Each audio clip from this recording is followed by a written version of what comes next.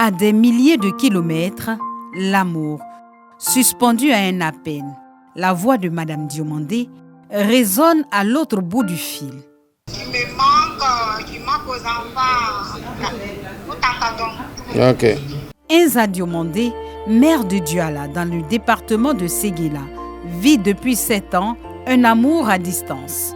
Son épouse et ses enfants sont au Canada. Nous avons immigré ensemble avec les enfants parce que le village a eu besoin de moi dans le cadre des élections municipales. Voilà. Donc je fais la navette.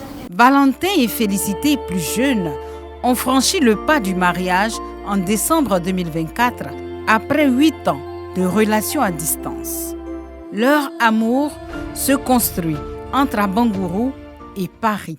La distance ne me cause pas de problème parce que voilà, dans la vie, il faut prendre des décisions. Hein. Quand tu veux quelque chose, il faut t'engager. Sinon, au début, ça me faisait un peu peur, mais après, bon, ça passe quoi. À Abidjan, dans la commune d'Abobo, Dame Soro, tout en beauté, attend impatiemment l'arrivée de son époux, souvent absent pour des raisons professionnelles. Pour moi-même, vraiment, j'étais fatiguée de me promener. Parce que quand il est quelque part, il ne dure pas, on l'amène ailleurs. Bon, les enfants aussi grandissaient, chaque fois changer d'école. Vraiment, c'était épuisant. C'est pourquoi moi-même, j'ai finalement choisi de rester. Quand il n'a pas le temps de venir, moi-même, je viens là-bas. Une situation à laquelle les enfants se sont habitués. Et il travaille, c'est pour nous aussi. C'est pour mettre la famille à l'abri du besoin. Donc, nous avons pris notre mal en patience. 4 garçons, un défi en l'absence du père. Tout comme cette maman, ces couples à des milliers de kilomètres font face à des obstacles. Avec les enfants, c'est difficile, mais on fait avec. J'ai pris beaucoup pour mon foyer. Nous sommes en Afrique, hein. Voilà, nos parents, dans les débuts, vont dire non, mais est-ce qu'elle ne va pas se prendre quelqu'un là-bas? Tu perds ton temps. Mais après, c'est à nous maintenant d'essayer de leur faire comprendre qu'en amour, il n'y a pas de frontières. Si l'adage dit que l'amour n'a pas de frontières, il impose néanmoins des sacrifices.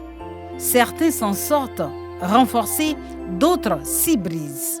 Maria en est la preuve. Les 6000 kilomètres entre la France et la Côte d'Ivoire ont eu raison de sa relation. On n'avait plus la même façon de voir les choses. Et puis, la façon d'aborder les problèmes. Donc, ce n'était plus ça. Et puis, finalement, je me suis rendu compte que c'était un idéal qui ne pouvait plus nous correspondre, en fait.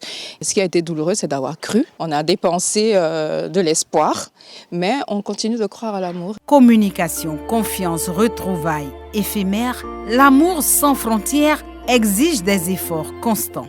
La communication est vraiment la base de tout. Donc avant de commencer, il faut s'entendre sur ces différences-là. Quand on vit ensemble en Europe et tout, il y a des sujets qui ne sont pas tabous pour nous. Donc il faudrait pouvoir mettre tous ces sujets-là sur la table.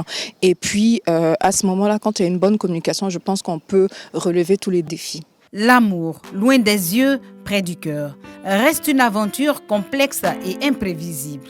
Malgré les efforts, la distance crée des manques. Et pour combler ce vide, Enza Diomandé a dû se résoudre à trouver une compagne sur place. 1-2 fois, je suis tombé malade, il n'y avait personne. Ce sont les voisins qui ont dû venir m'emmener à l'hôpital. Une deuxième fois, c'était une visiteuse qui était venue me voir, qui a dû m'envoyer à la pharmacie. À la suite de ces 2 incidents, je dis, j'aime ma femme, je respecte ma femme, mais je ne veux pas mourir. Je leur ai dit, il me faut quelqu'un à côté. Les différentes expériences de ces couples, réussis ou non, offrent des conseils précieux. Quand on veut faire vraiment un foyer, on peut. C'est de ne rien entendre, de ne rien voir. Là, on peut tenir un foyer de nos jours. La fidélité est un point essentiel dans une relation à distance.